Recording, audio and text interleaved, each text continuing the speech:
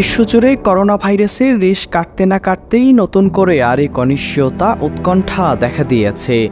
এ নিয়ে জনমনে রয়েছে আতঙ্ক, উদ্বেগ। আফ্রিকার কয়েকটি দেশে ছড়িয়ে পড়া এই ভাইরাস নিয়ে উদ্বেগের প্রেক্ষাপটে বিশ্বজুড়ে জনস্বাস্থ্য জরুরি অবস্থা ঘোষণা করেছে বিশ্ব স্বাস্থ্য সংস্থা। এ পর্যন্ত সংক্রামক এই রোগের প্রাথমিক প্রাদুর্ভাবে গণতান্ত্রিক কঙ্গো প্রজাতন্ত্রে মারা গেছে অন্তত 450 মানুষ। বলছি মাস্কিপক্স বা এমপক্স নামে নতুন এক ভাইরাসের কথা। বাংলাদেশেও এই রোগের বিস্তার ঠেকাতে সতর্কতা জারি করেছে সরকার।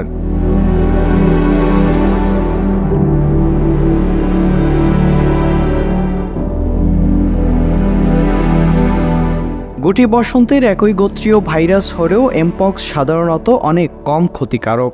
প্রথমে এটি প্রাণী থেকে মানুষের মধ্যে স্থানান্তরিত হয়েছিল, কিন্তু এখন এটি মানুষ থেকে মানুষে ছড়ায়।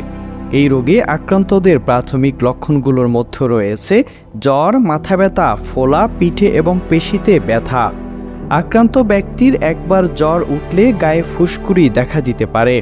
সাধারণত মুখ থেকে শুরু হয়ে হাতের তালু এবং পায়ের তলদেশ সহ শরীরের অন্যান্য অংশে তা ছড়িয়ে পড়ে।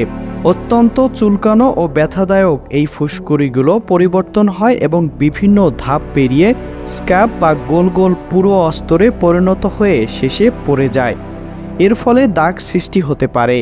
সংক্রমণের 14 থেকে 21 দিনের মধ্যে এটি নিজে নিজেই ঠিক হয়ে যেতে পারে। এমপক্সে আফ্রিকাতে প্রতি বছর কয়েক হাজার মানুষ আক্রান্ত হন, মারা যান কয়েকশো।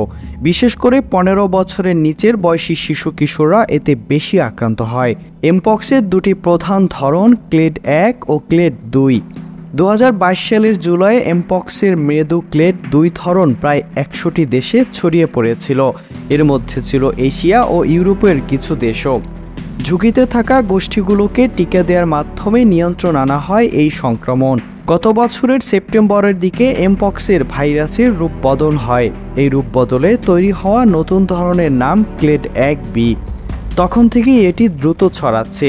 এটিকে একজন বিজ্ঞানী এ পর্যন্ত সবচেয়ে বিপজ্জনক হিসেবে আখ্যায়িত করেছেন। সংক্রমণের বেশিরভাগ ঘটনা ঘটেছে শারীরিক সম্পর্ক স্থাপনে সক্ষম ব্যক্তি ও সমকামী পুরুষদের মধ্যে। বহুগামী কিংবা নতুন যৌনসঙ্গীরা সংক্রমণের সবচেয়ে বেশি ঝুঁকিতে থাকতে পারেন। অবশ্য সংক্রমিত ব্যক্তির ঘনিষ্ঠ সংস্পর্শে যাওয়া যে কেউ সংক্রমিত হতে পারেন এই ভাইরাসে। তাদের মধ্যে রয়েছে স্বাস্থ্যকর্মী ও রোগীর পরিবারের সদস্যরা।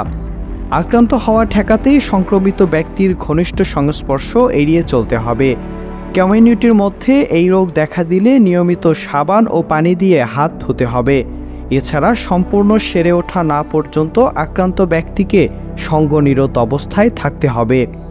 বিশ্ব স্বাস্থ্য সংস্থা বলছে, বিবাহিতরা সুস্থ হয়ে ওঠার পর আক্রান্ত ব্যক্তি শারীরিক সম্পর্ক স্থাপন করতে চাইলে পূর্ব সতর্কতা হিসেবে তার 12 সপ্তাহ পর্যন্ত কন্ডোম ব্যবহার করা উচিত। এমপক্সের সংক্রমণ নিয়ন্ত্রণ করার সেরা উপায় টিকা গ্রহণ, কিন্তু সাধারণত তারাই শুধু এটি নিতে পারেন যারা সংক্রমণের ঝুঁকিতে বা রোগীর ঘনিষ্ঠ সংস্পর্শে রয়েছেন। সম্প্রতি বিশ্ব স্বাস্থ্য সংস্থা ওষুধ উৎপাদনকারী প্রতিষ্ঠানগুলোর প্রতি জরুরি ব্যবহারের জন্য এই টিকা সরবরাহ বৃদ্ধি করার অনুরোধ জানিয়েছে। এমপক্স থেকে আপনি সচেতন থাকুন, অন্যকে সচেতন রাখুন। Aaron Ahmed, SATV digital.